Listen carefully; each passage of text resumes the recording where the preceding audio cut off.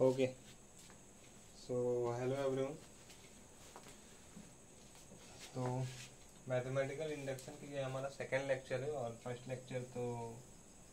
Lecture में मैंने बात की थी कुछ एलिमेंट्री कॉन्सेप्ट के बारे में जो आपको जानना ज़रूरी था, है ना। तो जो मैथमेटिकल इंडक्शन का जो मेन पोर्शन होने वाला है, जो इम्पोर्टेंट टॉपिक्स होने वाले हैं, वो यहाँ से शुरू है।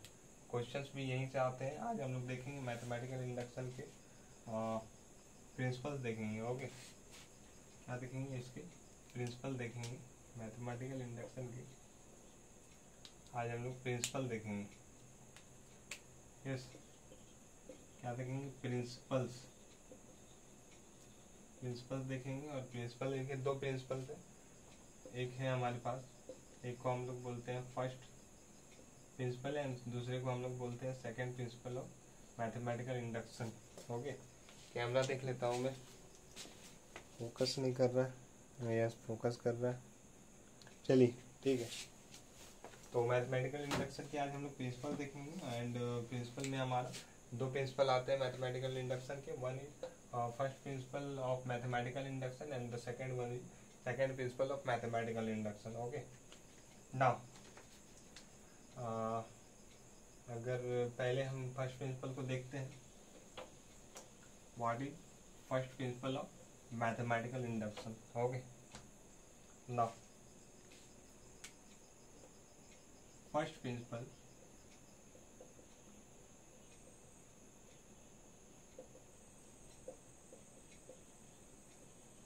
of mathematical induction। Yes, first principle of mathematical induction क्या कहता है? क्या कहता है? ये कहता है कि अगर हमारे पास कोई पीएन कोई स्टेटमेंट है जिसमें नेचुरल नंबर इन्वॉल्व हो रहा है ना। पीएन कोई स्टेटमेंट है जिसमें नेचुरल नंबर इन्वॉल्व हो रहा है।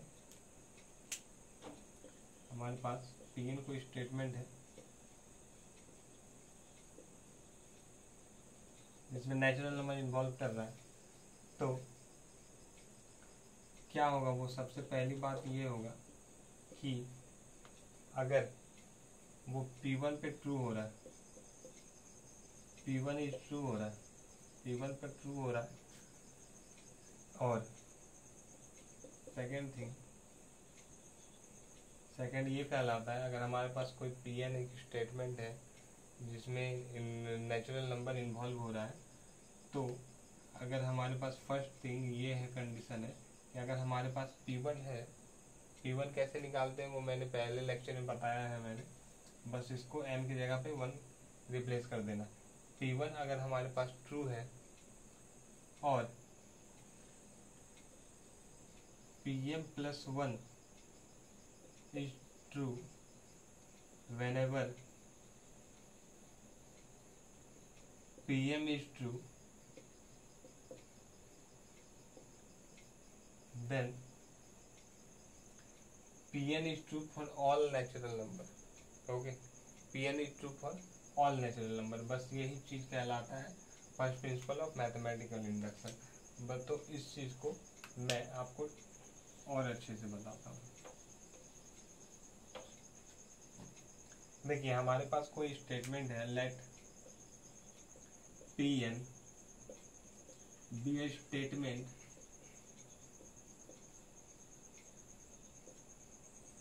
involving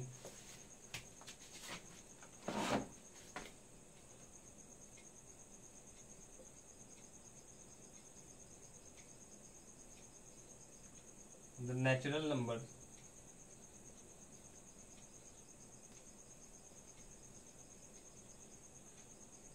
n, involving the natural number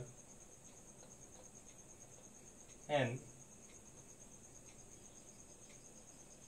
such that 1 P1 is true, that is P1 is true, that is Pn is true for n equal to 1 हो गया। हमारे पास Pn कोई स्टेटमेंट है जिसमें नेचुरल नंबर इन्वॉल्व कर रहा है, जैसे जिसमें P1 हमारे पास ट्रू है, मतलब क्या है, मतलब Pn ट्रू है किसके लिए, n इक्वल टू 1 के लिए। And second thing is Pm plus 1 is true whenever Pm is true. Okay,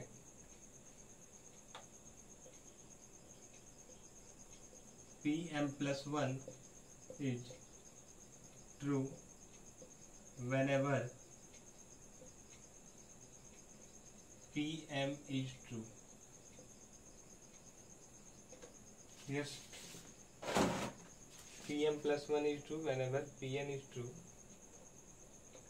That is, Pm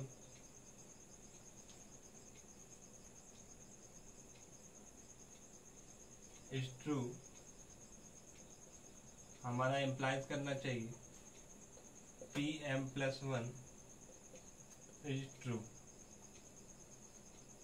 okay, Pm plus 1 is true whenever Pm, मतलब कि Pm plus 1 अगर ट्रू होगा तो इसका मतलब ये होगा कि Pm plus 1 भी ट्रू है। यस, देन तब हम लोग अगर ये सारे कंडीशन होंगे, उसके बाद ये सारे कंडीशन हो चुके होंगे, तब हम लोग बोलेंगे then Pn is true for all natural number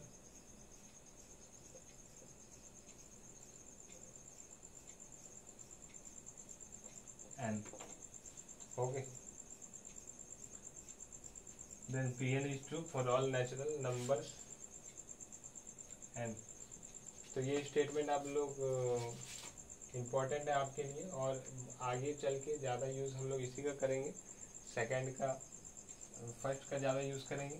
and फिर से मैं एक बार रिपीट कर देता हूँ, Pn हमारे पास कोई स्टेटमेंट है और P1 अगर ट्रू होता है, मतलब Pn is true for n equal to 1 होता है, और Pm प्लस 1 ट्रू होता है जब भी Pm ट्रू होता है।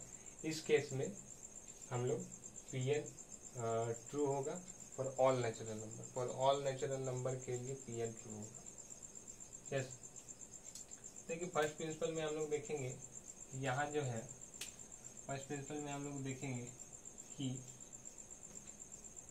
दो चीज़ें, एक तो हमारे पास कोई स्टेटमेंट दिया हुआ है ना, हमारे पास Pn कोई स्टेटमेंट दिया हुआ है, उस Pn के स्टेटमेंट को हम लोग समझेंगे कि वो क्या बोल रहा है। ओके, उसके बाद पहला चीज हम लोग को ये देखना है कि वो P1 के लिए ट्रू हो रहा है कि नहीं, है ना। P1 के लिए ट्रू हो रहा है, मतलब Pn की जगह n की जगह 1 पुट करेंगे, वो देखेंगे कि वो स्टेटमेंट सही है। तो चलिए ये वाला में हमारा हो गया। अब जब हम लोग सेकेंड पार्ट में जाएंगे तो उसमें भी दो चीज़ है, मतलब हम लोग को Pm प्लस 1 प्रूव करना है ना। हम लोग सबसे पहले क्या करेंगे, Pm is true whenever Pm plus 1 true. तो जब हम लोग प्रॉब्लम सॉल्व करेंगे तो हम लोग Pm को ट्रू मानेंगे, है ना, और उसी के Pm is true, that is यहाँ पर मैंने लिखा हुआ है Pm is true implies Pm plus 1 is true. तो हम लोग क्या करेंगे, Pm को पहले हम लोग ट्रू मान लेंगे, लेट कर लेंगे, और इससे इम्प्लाइज करेंगे, इससे शो करेंगे कि Pn प्लस 1 भी ट्रू है। मैंने लेक्चर 1 में किया था इस चीज़ को, कि हम लोग कैसे कोई स्टेटमेंट को Pn, अगर हम Pm हमारा अगर कोई ट्रू है तो हम उस Pm प्लस 1 कैसे ट्रू होगा, वो मैंने लेक्चर 1 में बताया था। तो अगर ऐसा हो जाता है तब हम लोग Pn को ट्रू बोलेंगे हर एक नेचुरल नंबर के लिए, है ना। तो चलिए अब सेकंड में चलते हैं। ये चीज़ तो बहुत ही आपको, अगर उम्मीद करता हूँ कि समझ में आ गया होगा, लेकिन नहीं आया होगा तो आप अगर इससे दोबारा पढ़ेंगे तो आपको समझ में आ जाएगा। चलिए, अब वैसे भी दिक्कत होता है तो आप मुझे इंस्टाग्राम पे डायरेक्ट DM कर सकते हैं, है ना। अब second principle of mathematical induction देखते हैं। What is second principle of mathematical induction. ये भी अगर आपको ये समझ में आ गया तो वो तो आपको वो भी आपको समझ में आ जाना चाहिए, उसको उस सेकंड भी आपको समझ में आ जाना चाहिए ना। हमारा सेकंड जो है, second principle of mathematical induction.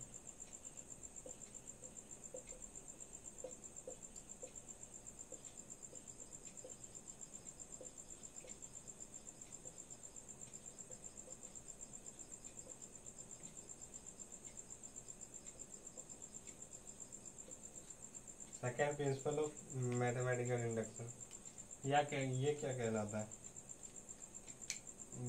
बिल्कुल लगभग सेम है, थोड़ा सा डिफरेंस है सेकेंड स्टेप में, वो मैं बताता हूँ। देखिए सेकेंड प्रिंसिपल क्या कहता है, let Pn be a statement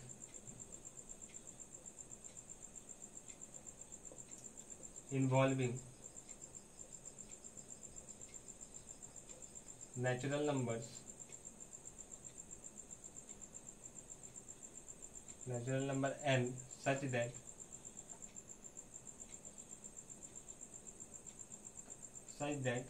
one p1 is true, that is pn is true for all no for all pn is true for n equal to 1। Okay, यहाँ तक तो मेरा फर्स्ट प्रिंसिपल में भी यही था। अगर आपको यहाँ तक आपको कुछ नहीं करना है, दोनों में सेम है। अब देखिए यहाँ पर क्या है, सेकेंड स्टेप में क्या है। सेकेंड स्टेप में ये है कि Pm+1 is true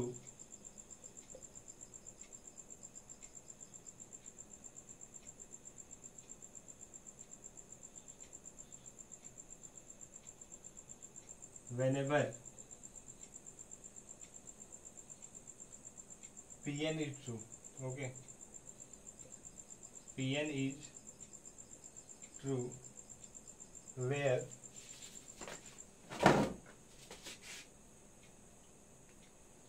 whenever Pn is true for all n,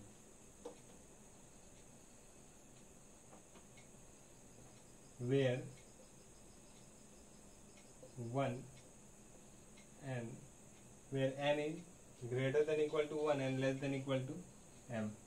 okay, second statement हमारा ये है।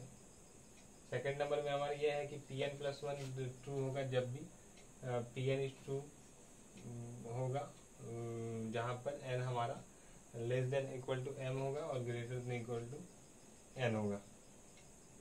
ओके, तो तब हम लोग क्या बोलते हैं कि Pn जो है हमारा हर एक नेचुरल के नंबर के लिए ट्रू है। Then Pn is true for all natural numbers